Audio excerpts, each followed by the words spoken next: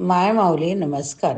विविध महान संत महिमा ग्रंथ श्री गुरु संत तुकाराम महाराज भाग 12वा कथासार अभिवाचन करत आहे. मागील भागावरून पुढील भाग सुरू. परपंचाची सांगता. ठरल्या दिवशी बुवा पंढरीच्या वारीस निघाले. हरिनाम हरिभजनात तल्लीन होऊन बुवांनी वारीची वाट पार केली. तहान नाही, भूक नाही, अशा देहमनाच्या पार केलेल्या अवस्थेत त्याने पंढरपूर गाठलं. पांडुरंग चरणी भक्तिभावाने मिठी घातली. त्यांचं सावळं गोजीर रूप डोळ्यात खोलवर साठवून घेतलं. दर्शनामुळे सारा जीव सुखाने भरून पावल्यावर बुवा परतीच्या प्रवासाला निघाले. देहू आळंदी करून त्यांनी अंमळनेरची वाटचाल सुरू केली. बुवा वारीला गेले. पण इकडे खरबुजाच्या वाडीत एकच अहंकार झाला. आषाढातील पाऊस पाण्याने अंमळनेरात पटकीच्या रोगाने जोर धरला. बाळ नारायणालाही पटकीने घेरलं. सगळे उपाय थकले. शेवटी नारायणाने गंगूबाईच्या मांडीवरच प्राण सोडलं. अनपेक्षित घडलेल्या या पुत्रशोकाने गंगूबाईला फार दुःख झालं. या दुःख वेगाने त्यांचा जीव अर्धमेला झाला. त्या सतत शोक करू लागल्या. पौरात दाटलेल्या दुःखाचा उमाळा हलका करण्यासाठी पतीच्या वाटेकडे सतत डोळे लावून बसल्या. त्यांच्या जीवाचा आकांत कुणाला बघवेना, पण त्यास कुणी आवरही घालू शकेना. अशा अवस्थेत बुवा अंमळनेरजवळ आल्याची वार्ता कानी आली. मग बुवाने सुहृद आणि जिवलग मंडळी बुवाकडे धावली. अंमळनेरच्या वेशीवरच नारायणाच्या अचेत मृत्यूची वार्ता ह्या मंडळीने बुवाच्या कानी घातली. बुवाने ती शांतपणे ऐकून घेतली. क्षणभर स्तब्ध झाले आणि म्हणाले, प्रभूची इच्छा. ज्याचं होतं त्याने नेलं.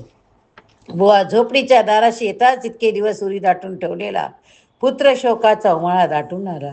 गंगूबाईने नारायणाच्या आठवणीने आर्त हंबरडा फोडला. आपला नारायण गेला हो, आपला नारायण गेला, असा आर्त टाहो फोडून त्या बुवाच्या पायी कोसळल्या.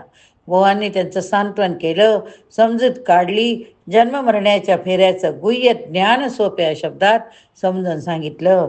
ते ऐकून गंगूबाईचं मन थोडंफार हलकं झालं. बुवांनी गंगूबाईला केलेला उपदेश हा एक प्रकारे साधुवध होता. या बोधाने गंगूबाईच्या स्वभावात परिवर्तन झालं. त्या दिवसेंदिवस अंतर्मुख होत गेल्या. त्यांची तहानभूक हरपली. सतत ईश्वर चिंतनात त्या दंग राहू लागल्या. पांडुरंगाशी त्यांचा जीवभाव जडला. हळूहळू देवान गळू लागला. अन्न पाण्यावरची त्यांची वासना क्षीण होऊ लागली. अशा विपरीत स्थितीत त्यांचं शरीर मात्र तग धरू शकत नाही. त्या अंथरुणावर खिळल्या. बुवा गंगूबाईंना धीर देत त्यांची सेवा करीत होते. जोडीला औषधोपचार चालू होते. साऱ्या उपचारांना गुण मात्र येत नव्हता. गंगूबाईंना क्षयाची बाधा झाल्याचं निदान वैद्यांनी केलं. मृत्यू गंगूबाईच्या भोवती आपले पाश हळूहळू घट्ट करीत होता. एके दिवशी गंगूबाईने बुवांना आपल्याजवळ बोलावलं आणि म्हणाल्या, आपण आता 5 सुवासिनींना बोलवा. मला त्यांची ओटी भरू द्या. आता वेळ थोडा उरला. एवढी माझी इच्छा पूर्ण करा. सखाराम बुवाने मग लागोलाग 5 सुवासिनींना बोलावून आणलं. तशाही स्थितीत गंगूबाईने त्यांना हळदी कुंकू दिलं. ओट्या भरल्या. त्यांची चरणधूळ घेऊन आशीर्वाद घेतले. वायनं दिली. सुवासिनी माघारी जाताच गंगूबाईने आपले पंचप्राण एकवटले. त्यांना ग्लानी आली. बोलणं पाहणं बंद झालं. फक्त मुखातून नामस्मरण सुरू होतं. अशा देहातीत अवस्थेत निरीच्छ मनाने त्यांनी अखेरचा श्वास घेऊन आपला प्राण सोडला. या ठिकाणी हा भाग संपवूया. पुढील भागात पुढील कथासार बघूया. हरे नमः. पुंडलिक वरदा हरी विठ्ठल. ज्ञानदेव महाराज की जय.